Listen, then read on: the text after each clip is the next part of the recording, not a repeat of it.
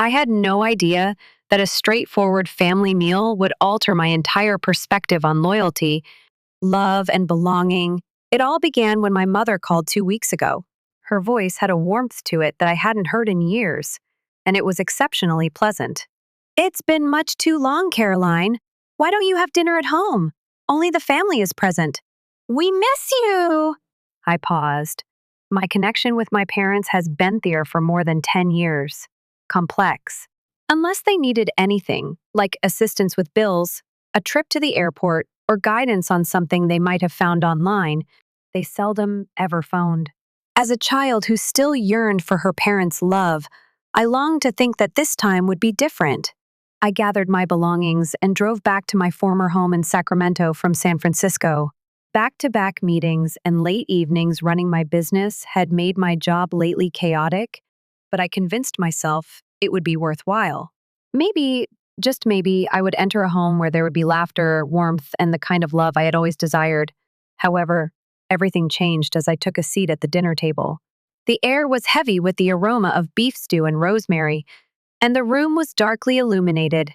A false impression of tranquility permeated the scene as golden light spilt across the table from the flickering chandelier above. I didn't understand the smug expression on my younger brother Jason's face as he sat back in his chair. My sister Lily curved the corners of her mouth in enjoyment as she spun her hair around her finger next to him. Suddenly, Jason spoke, his voice slick and practiced, as if he had planned this whole thing to prevent any misunderstandings. "Mom and Dad wanted you to hear this now before we get started." My fork was halfway to my mouth when I stopped. "Hear what?" Lily looked up, her smile scarcely concealed. Then my mother stated it, blunt, icy, and decisive. She stated, "Your father and I have finalized our will. Jason and Lily will inherit the house and the Tahoe villa." I was momentarily unresponsive. I was unable to. Her remarks were like a blast of cold water. I stared at my dad, expecting him to deny her, to claim that it was an error, a joke. However, he remained mute and sat there, gazing into his wine glass. My mind was having trouble keeping up, and I could feel the room tilting slightly.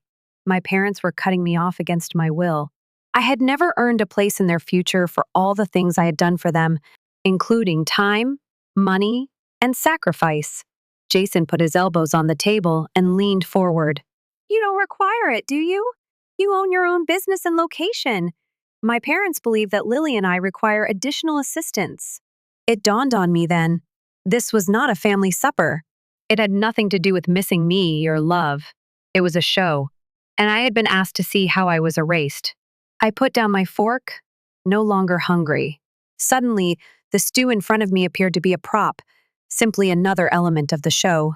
I glanced at Jason and Lily, looking for signs of remorse on their features. However, I just witnessed a smug sense of satisfaction, as if they had just won something. My voice sounded flat. "Help? What sort of assistance are we discussing?" Jason gave a careless, indifferent shrug. "Lily is still getting her bearings. And, well, you know how it goes. I've had some difficulties at work and school." It has been challenging. I looked across at Lily. She blinked slowly at me and grinned as if everything was absolutely normal. "Caroline, you already have it all. You're wealthy, a company, you've succeeded. You don't even need it. So why worry about it?" I laughed softly and bitterly. "You mean the company I started from the beginning? The one I spent 12 hours a day cultivating? The house I paid for with my own money? How many bills have I paid for this family, do you know? The mortgage, the fixes. I spent more than $40,000 just renovating the Tahoe place. And I'm just now removed?" My mom's mouth tensed. "Caroline, you've always been so obsessed with money. Compulsion?" the first repeated. "I've been making mortgage payments for 6 years." She didn't recoil. She simply crossed her arms and looked at me as if I were the issue. Lily twirled her hair once more and remarked, "You didn't have to. You weren't coerced. You simply enjoy playing the hero." I felt like I was slapped by that. I blinked, taken aback by the boldness. "Being the protagonist?" Jason grinned. "You're behaving like a child whose toy was taken away." I inhaled deeply in an attempt to quiet the inner maelstrom. However, I was unable to. No more. It had nothing to do with toys. It had nothing to do with money. It all came down to years of sacrifice, giving, and hoping that my devotion and love would one day be reciprocated, that they would eventually notice me if I simply continued to give. Thank you. Love me. They viewed me as a bank account instead, and they had no trouble cutting me out now that I was no longer needed. I surveyed the space, taking in the walls I had paid to repaint, the furniture I had replaced when it broke, and the house I had assisted in rescuing from foreclosure. My father was still avoiding my stare and remained mute when I looked at him. The truth then hit me hard in the chest. Their daughter wasn't me. I supplied them, and they were done with me now that I had nothing left to offer. I felt the final thread of my optimism come undone as I sat there, holding on to the edge of the table. They didn't care, as evidenced by every remark, glance, and arrogant smile across the table. Not about who I was, not about what I had done. They were solely interested in what I had to offer. I sounded quiet, almost serene. You claim that I don't require it, that I've had enough already. But are you even able to hear yourself? Are you aware of the sacrifices I made to support this family? Nobody responded. So I continued. When you were just a few months away from losing the house, I made the mortgage payment. I talked about utilities, including internet, water, and power. I paid for Jason's tuition for all the college majors he never completed, and Lily's extravagant birthday celebrations. You tell me I don't need anything after I've spent more than $500,000 in the past decade? That I should simply leave with nothing? My mother smiled icily, her lips thinning. Caroline, you're being very dramatic. Keeping score isn't the point of family. With my hands shaking beneath the table, I turned to face her. No, Mother. Love is the foundation of family, and I believed I was a part of one all this time. I now realize, though, that I was only your safety net. Lily gave a little chuckle. Whoa, are you truly doing this? Are you going to lose your temper over money? My chest constricted in disbelief as I gazed at her. This isn't about money, I murmured, my jaws clenched. Respect is at issue here, about feeling like I'm important. Regarding the fact that you all donated nothing while I gave everything. Jason gave an eye roll. You behave as though we made you do it. You choose to assist. You weren't asked to be a martyr. However, no one ever paused to express gratitude, I retorted. You kept talking, and when I did need something, you ignored me as if I had never been considered. The ensuing quiet was cold but not uncomfortable. Nobody appeared embarrassed. Nobody seems to be affected. I'm just a little irritated that I spoke up. I saw then that I was not going to prevail in this dispute. Those who believed they had done nothing wrong could not be won over. So I got up. The tense room echoed as the chair scraped loudly on the hardwood floor. I said, I've heard enough. My mom's eyes squinted. What does that mean? I looked them all in the eye and said, It means I'm done. Do you not want me to be a member of this family? All right. I'm never going to give you anything again. Jason laughed. You're going to abruptly stop talking to us? I answered without hesitation, yes. And you'll quickly realize what that means. I turned and proceeded to the door without turning around. My mother's icy, piercing voice echoed behind me one final time. If you go now, you won't return. I didn't respond. For the first time in my life, I didn't have to do it. It felt like it took longer than normal to drive back to San Francisco. I barely noticed the city lights as they blurred past the windows. My head swirled from the unpleasant flavor of that so-called family dinner, and my hands clutched the driving wheel more tightly than was necessary. I had foolishly believed that there could yet be something salvageable, some semblance of dignity or love, when I had entered that house. However, no. I only discovered treachery. I fell onto the couch after dropping my luggage by the door when I got home. Even though my body was worn out, my mind wouldn't stop. I tried to ease the constriction in my chest by pouring myself a glass of wine, but it didn't work. The words from supper seemed like a nasty chorus in my head. Caroline, you're quite wealthy. Nothing is necessary for you. The only reason you're upset is that you didn't get what you wanted. You decided to assist. You weren't asked to. The last one was the most painful. I was not asked? Nobody had to. I always took the lead because I firmly believed in family, something they obviously never did. Taking my phone out, I launched the banking app and gazed at the screen. I had been making monthly mortgage payments of $1,500 for 6 years in a row, plus an additional $600 for upkeep and utilities. In addition, I spent thousands of dollars on Jason's constant college adjustments, Lily's shopping habits, and all of my parents' emergencies. I hovered over the button after scrolling down to the section about regular payments. Cancel. I hit it. A straightforward, successfully canceled confirmation message showed up. I allowed that reality to sink in as I gazed at the television. It was over in an instant. I wasn't financially dependent on them for the first time in over 10 years. I wasn't there to protect them. Their ATM wasn't me, it was simply me. I anticipated feeling guilty. I sensed something else instead, relief. I felt a strange, quiet calmness descend in my chest.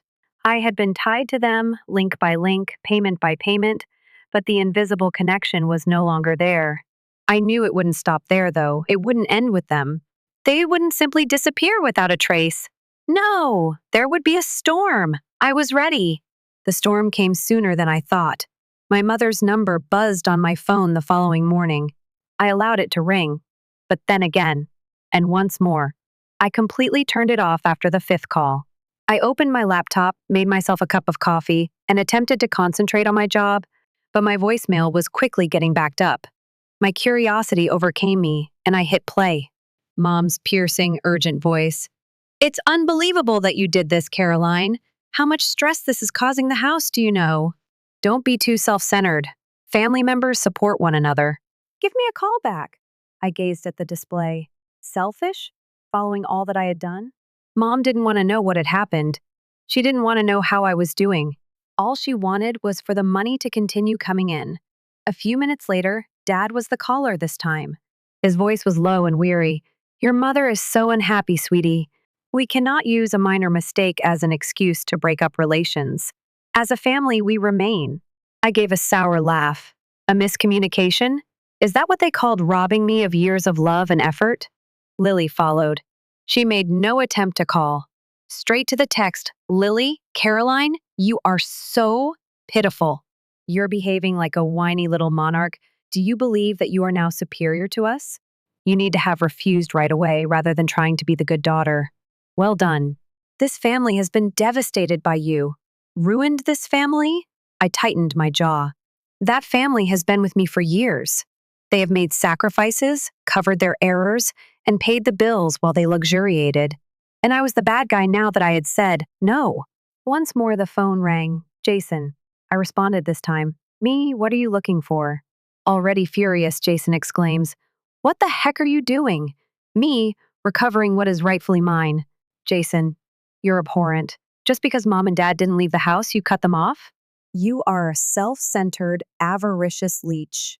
Calm but firm, Jason. This isn't about money. Respect is at issue. Something I've never seen from any of you, Jason uttered in a cold tone. You're a poisonous snake.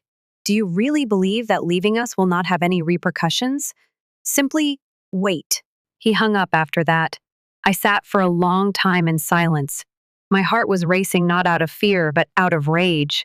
It was because it validated what I had been trying to suppress for years, not because they now detested me. I was never considered family by them. As a resource alone, a bank account in heels, I went through my contacts and scrolled. Mom, Dad, Jason, Lily, and I hit block on each one. I lost sight of their names on my screen. Their access to me also did. And I experienced something new for the first time in years. Calm. A profound, freeing tranquility. They might be furious. They might yell. To everyone who would listen, they could tell their tales. However, they were no longer able to contact me. And that was my first true victory, more than anything else. There was stillness for 3 weeks. Silence is dangerous. It was as though the burden I had been carrying for years had finally been eased once I blocked their numbers. No more voicemails that make you feel guilty. No more texts that are passive-aggressive. No more crises that always seem to find their way to my door. My routine was reconstructed, concentrated on my work. I felt like I was living for myself for the first time in years. Not for a family who thought of me as nothing more than a living pocketbook. I was aware, however, that peace was fleeting. My phone buzzed with a message on a Friday afternoon. right before a client presentation. From Mother. Caroline, you have to attend the family's critical meeting. The house at 7:00 p.m. This is your obligation. It is not an invitation. I looked at the message for a long time, allowing my placid face to conceal my wrath. This was a power move, not a sincere attempt to be helpful. This was a disguised act of civility. I had the option to disregard it. I ought to have. Some final naive glimmer of optimism, nevertheless, made me want to see what their next play was. I replied with a single word, fine. I pulled into the driveway of the house I used to call home that night. Lily's small yellow convertible, always more for show than function, and Jason's vehicle were already there. When I paid the electrician to come fix the porch light, it flickered just like it used to. The final time. The front door opened as soon as I stepped upon the porch. Mom was standing there with a phony smile that could have been printed on paper. As if greeting an old friend, she said, Caroline, you made the decision to return home at last. At home. My tongue felt like ash when I said the word. Nothing felt recognizable, even if everything inside appeared the same. My dad avoided looking into my eyes as he sat rigidly on the couch. Like he owned the room, Jason leaned idly in the corner. Lily's eyes were pouring with false compassion as she twirled her hair. I remained upright. All right? I folded my arms and asked, what is the true purpose of this? In an attempt to appear serious, Dad cleared his throat. This family's tension needs to be resolved. I laughed a little dryly. Stress? Do you mean that I no longer provide for your way of life? As if to conceal the sword behind it, Mom's voice grew softer. You overreacted, Caroline. We had no intention of hurting you. We simply thought it was reasonable. Jason laughed. Before interrupting us, did you even consider the implications? You realize how immature that was. I saw my jaw getting tense. Young? For more than 10 years, I kept this family afloat. I was making actual sacrifices while you were failing classes, and Lily was changing jobs. Lily folded her arms. Oh, please, don't be the victim. The only reason you're upset is that you didn't receive the inheritance. A flood of icy rage swept through me. I carefully rose up and met each of their eyes. I thought maybe, just maybe, you realized how wrong you were, which is why I came tonight. I hesitated until the stillness grew so long that it broke under its own weight. However, no. You remain the same pampered, self-centered jerk you have always been. Mom abruptly stood up, her voice as harsh as broken glass. You shouldn't expect to be welcomed back if you leave that door again. I moved in the direction of the corridor. My hand made contact with the doorknob. Then, with calm gaze, I turned around. In the first place, I never felt welcome here. Without turning around, I opened the door and left. My heart was beating against my ribs like war drums as I drove home. I refused to allow the night air in, even if it was piercing my willpower. Not now. However, I froze as soon as I exited the lift and turned the corner leading to my flat. There was a problem. The entrance door was sealed, not merely jammed. The frame was covered in a thick coating of expanding foam that had stiffened and was bulging from all the seams, as if it were attempting to engulf the entry. I felt sick to my stomach. They wouldn't. Fast-forwarding through the events of the evening with shaky fingertips, I hurried to review the security camera tape. And there he was, Jason. I would recognize that slouch and smirk anywhere, even with the baseball cap down and the hood up. Before emptying the entire can of foam into the doorframe, he stared directly into the camera. It was a message, loud, innocent, and clear. They were becoming worse. I didn't think twice. I grabbed screenshots of his smug look, saved the video, and dialed 911. After half an hour, a young cop was standing next to me, examining the damage. Want to make an official complaint? He inquired cautiously, as though uncertain if I would follow through. I laughed icily and without humor. I didn't come here to talk to you. With a nod, he began the report. I take it that's your brother? I gave him a direct look. No longer. My phone rang the following morning. Dad, I didn't respond. A voicemail followed. Caroline. Does this really need to go this far, my love? Jason was simply angry. He had no malicious intent. Didn't intend to cause harm? He damaged my house. I returned the call. I quietly answered, Dad, and Jason closed my door. What if I was carrying a child? A pet? What if I was unable to leave and missed an urgent meeting? This was intimidation, not a practical joke. Quiet. The actual reason for the call follows. Are you in favor of dropping the charges? I didn't blink. $35,000. A pause. What? That includes damages for harassment, legal fees if this carries on, and door repairs. Doesn't that seem reasonable? That is extortion. No, Dad, I answered in a cold voice. That's known as consequences. He let out a deep sigh. That type of money is not available to Jason. Then, as you have done for him throughout his life, perhaps you and Mom can assist him. It won't kill you to do it again. Once more, silence. Then, defeated at last.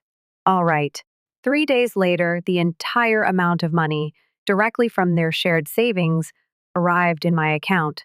No messages. I'm not sorry. There was silence and a wire transfer. However, is that quiet? There was no peace. I am not quite ready yet. Because they retaliate instead of giving up when people like them lose control.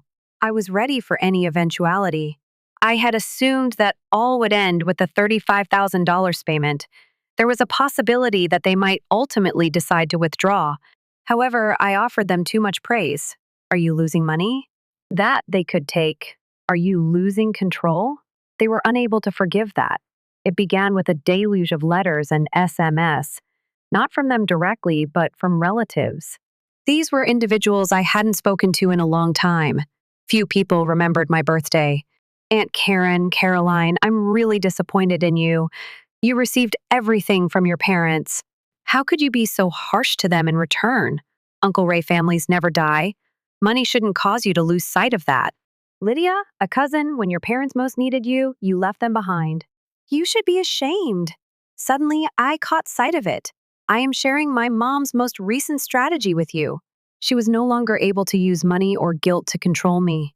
She now resorted to something more ancient and repulsive. Shame. She changed the story. Now, I wasn't the daughter who had been responsible for the payments for 10 years.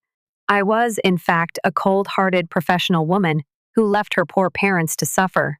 The avaricious individual left because she didn't receive her inheritance.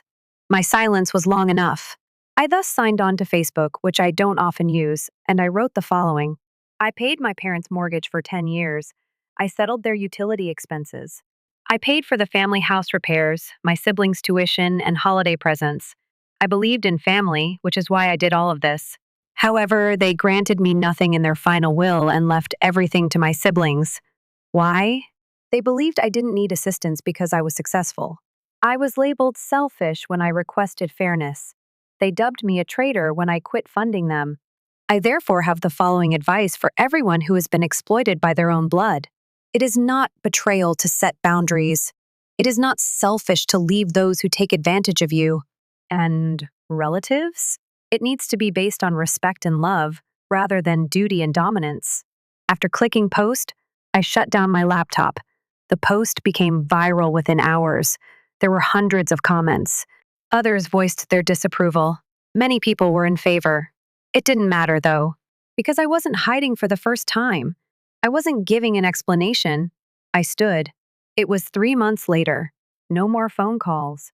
No more dangers. No more feelings of guilt. I had freedom. I attended a class on photography. I visited locations I had only ever dreamed about before. In Paris, one had espresso beside the Seine. With the breeze in my hair and no one to sap my spirit or my account, I climbed through Peru and stood atop Machu Picchu. Without the money to pretend to live the lifestyle, Brianna continued to pursue her goal of being an influencer. Was I sympathetic to them? No, I'd given them every opportunity. All they had given me in return was contempt, entitlement, and treachery. Despite the fact that I had given them money, time, and care, I no longer considered them family. I had grown out of those days. One winter evening, I nestled up in my recliner with a cup of tea and a feeling I hadn't experienced in years' peace as the city lights of San Francisco flickered softly beneath my apartment window. I sustained no damage. I wasn't resentful. I was complete, and I smiled softly as I leaned towards Alex, my calm, sweet lover who only asked for honesty, and he put an arm around my shoulder. Being severed from the will, it was the greatest thing I had ever experienced. It inspired me to stop seeking love in places that could only accept it, and it gave me the courage to begin creating a life in which I was, at last, enough, exactly as I am.